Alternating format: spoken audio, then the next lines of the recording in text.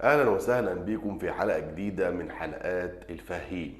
في الحلقة اللي فاتت اتكلمت معاك عن ازاي تأمن قناة اليوتيوب بتاعتك من الاختراقات والسرقة، ونزلت الفيديو على القناة وشرحت لك فيه ازاي تأمن قناتك من الالف للياء. ان شاء الله النهاردة بقى اغلب الناس دلوقتي عندهم فقنوات اليوتيوب بتاعتهم مفتوحة عن طريق الموبايل، فانا هفهمك النهارده ان شاء الله ازاي تأمن الموبايل بتاعك اللي انت رابط عليه جوجل، ايميل جوجل بتاع القناة بتاعتك، بحيث ان محدش يدخل لك عن طريق الموبايل ومن خلال الموبايل يدخل على الاكونت او الحساب جوجل بتاعك المرتبط بالقناة بتاعتك ويتم سرقته. فده الحلقة بتاعتنا النهاردة، هنشرح مع بعض خطوات بسيطة وبرنامج صغير تنزله على موبايلك بحيث انك انت تكون مأمن نفسك بنسبة 100% من الاختراقات والفيروسات والبرامج الضارة والمواقع الضارة اللي ممكن تصيب الموبايل بتاعك ويكون موبايلك مخترق وانت مش حاسس زي ما حصل معايا قبل كده. وبفضل الله بعد ما نزلت البرنامج وبعد ما عملت الخطوات اللي انا هشرحها لك في الفيديو، لقيت ان الموبايل بتاعي وزنه خف عن الاول، وده بسبب ان ما بقاش عليه اي حاجة خالص من البرامج الضارة او الحاجات دي. وكمان بقى دايما بيعمل سكان، البرنامج ده بقى دايما بيعمل لي سكان يوميا بشكل يومي عشان خاطر يعرفني لو في اي مشاكل عندي على الموبايل او في اي روابط او ملفات ضارة خبيثة مستخبية في الموبايل بيكشفها لك ويتم حذفها فورا. فمن غير كلام كتير انزل اعمل اشتراك في القناة ويلا بينا ندخل على التفاصيل. اهلا بيكم في قناة الفهيم، قناتك في عالم التكنولوجيا وكمان عالم البرامج الاندرويد والويندوز. ومش بس كده، كمان الدفع الرقمي.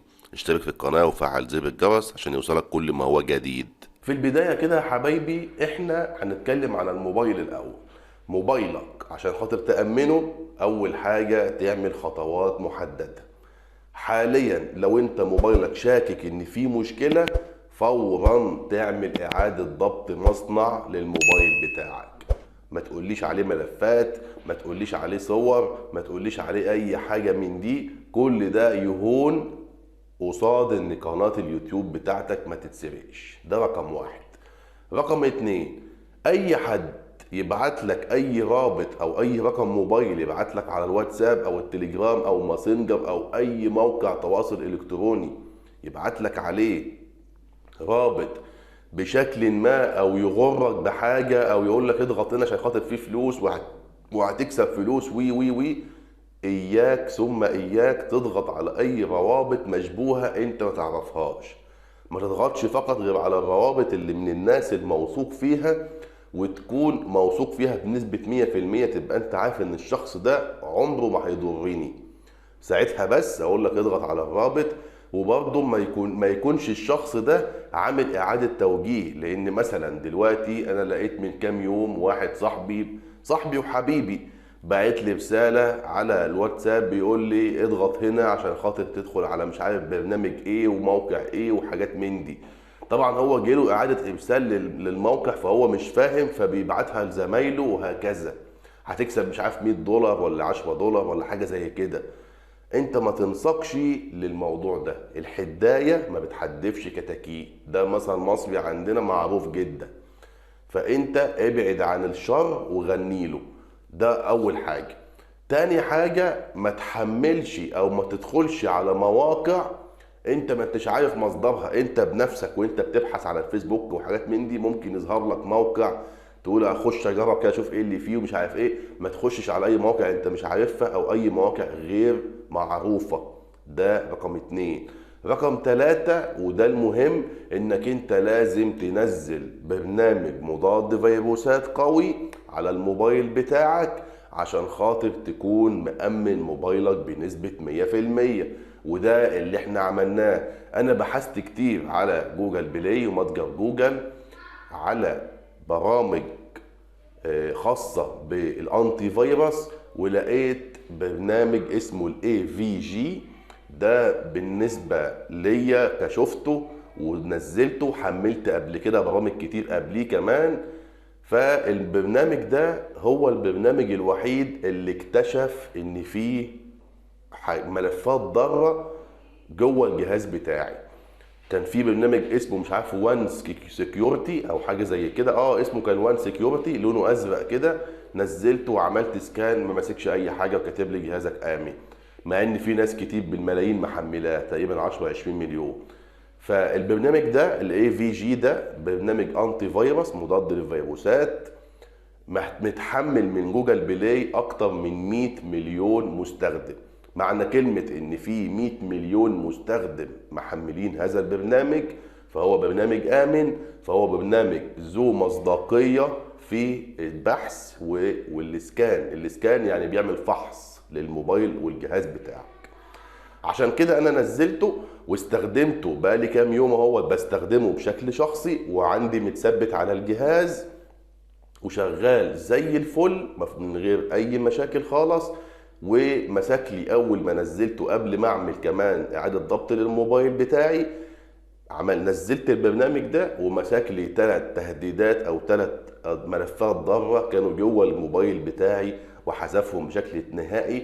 وبرضه بعدها عملت برضه اعاده ضبط مصنع للموبايل بتاعي حتى يتم المسح نهائيا من جميع البرامج والملفات والارقام والصور والواتساب والتليجرام وجميع مواقع السوشيال ميديا. مسحت ورجعت الجهاز زي الجديد بالظبط.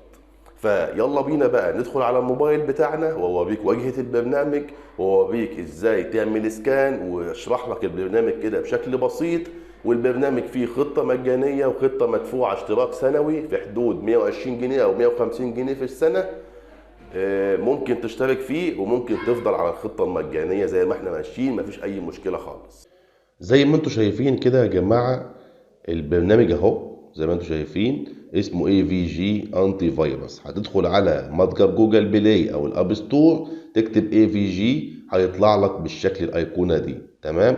هندخل بقى كده على البرنامج من جوه وهيكون واجهه البرنامج زي ما انتم شايفين كده. تمام. القائمه دي فيها التفاصيل بتاعه البرنامج والبرنامج بيعمل ايه. طبعا اللي يهمنا اللي هو الحمايه والفحص. تمام. هنيجي بقى نشغل البرنامج زي ما انتم شايفين كده. احنا لو ضغطنا على كلمة فحص الآن بالشكل ده هيتم هنا عمل فحص شامل للموبايل أو الجهاز بتاعك. تمام. لو في أي مشكلة ظهرت لك بتكتب لك في الآخر باللون الأحمر إن في مشكلة ظهرت على الجهاز أو على الموبايل ده رجاء حلها. هتدخل على المشكلة هيقول لك سبب المشكلة ايه واسم المشكلة ايه، وهيقول لك كمان هل تريد حذف المشكلة دي ولا تعمل تخطي ليها. انت بكل بساطة هتدخل تعمل حذف المشكلة.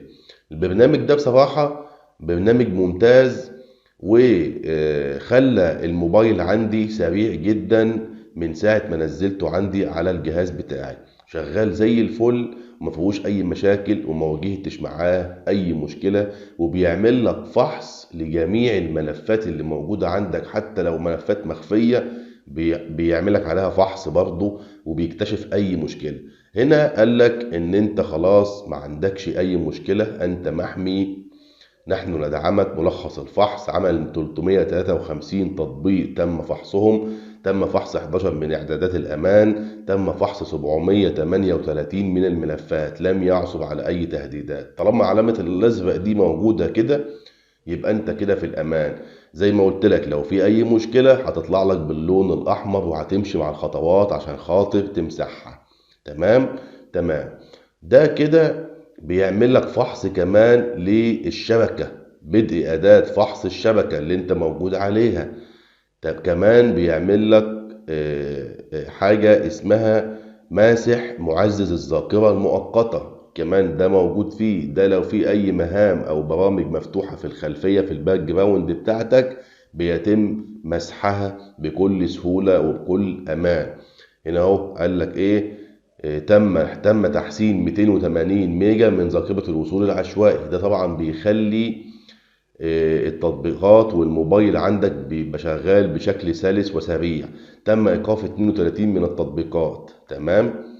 طبعا البرنامج سهل الاستخدام جدا وما فيهوش اي مشكلة خالص، ويعني مش محتاج شرح كتير لان انت مش محتاج الكلام ده كله. طبعا هو هنا بيعمل اختبار سرعة الواي فاي كمان، موجود فيه اختبار لسرعة شبكة الواي فاي اللي انت عليها، موجود فيه اتصال في بي ان، بس اتصال ده بفلوس، تمام، للفي بي ان ده بفلوس، تمام كده. فاحص الملفات، ممكن تفحص ملف قبل ما تستلمه من واحد لو هو بيبعت لك ايه فحص، تمام. ممكن تعمل قفل التطبيقات، بيتيح لك هنا اهو، بتدخل طبعا الرقم السري بتاعك، وممكن تعمل هنا تعلم على اي تطبيق انت عايز تقفله عندك على الجهاز بتاعك بيتم قفله. اي حد يخش على التطبيق ده ما يرضاش يدخل غير لما تدخل له الباسورد اللي انت عامله، تمام.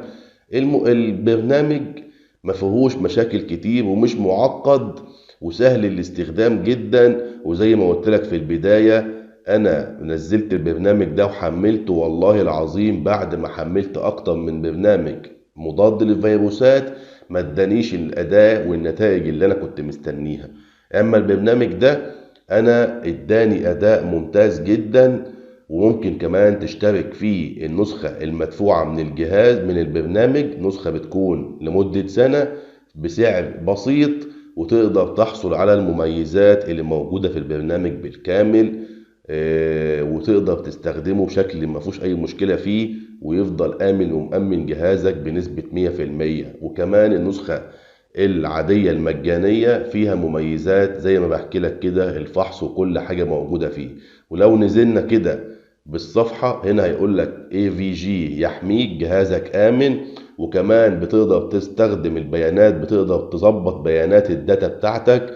لو انت مثلا مشترك في باقة 2 جيجا بايت، بتكتب اللي انت مشترك في باقة 2 جيجا بايت من الاتصالات بتاعتك من شركة الموصل الخدمة، يعني سواء فودافون او اتصالات او اورنج او وي، وبتحدد له ميعاد تاريخ الانتهاء بتاع او تجديد الباقة، وبيبدأ ان هو يحسب لك انت استخدمت كام ميجا وقدامك قد ايه. زي ما انتم شايفين كده التفاصيل اهي قدامكم اهي، لو دخلنا عليها كده هيقول لك اهو انت استخدمت قد ايه وعملت ايه. طبعا الكلام ده مش على الواي فاي، الكلام ده على البيانات اللي هي بتاعت الداتا بتاعت الموبايل الفور جي. بيقول لك انت استخدمت ايه، وجايب لك جميع البرامج اللي انت استخدمت فيها الايه، الانترنت والسعه والاستخدام، وباقي لك قد ايه على الشحن وكل حاجه اهو زي ما انتم شايفين اهو، تمام. والخصوصيه برضو ديت اللي هي البرامج لو انت عايز تعرف برامج معينه، انما انت هنا جايب لك كل حاجه اهوت واستخدامك لكل التطبيقات بالشكل المظبوط. فده كان شرح مبسط كده لبرنامج الاي في جي.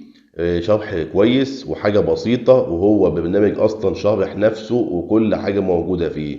انت كده تقدر انك انت تأمن موبايلك، لان انت ممكن تظبط له اسكان، او تقدر تخش بشكل يدوي تعمل فحص كل يومين ثلاثة تتأكد ان جهازك سليم بنسبة 100%. زي ما انتوا شفتوا كده يا جماعة، شرح البرنامج سهل جدا واموره سهله جدا، وهيخلي جهازك محمي وجهازك خفيف زي ما اتكلمنا في اول الحلقه وفي اول الفيديو بتاعنا. ولحد هنا كانت اخر حلقه بتاعتنا، نهايتها لحد هنا.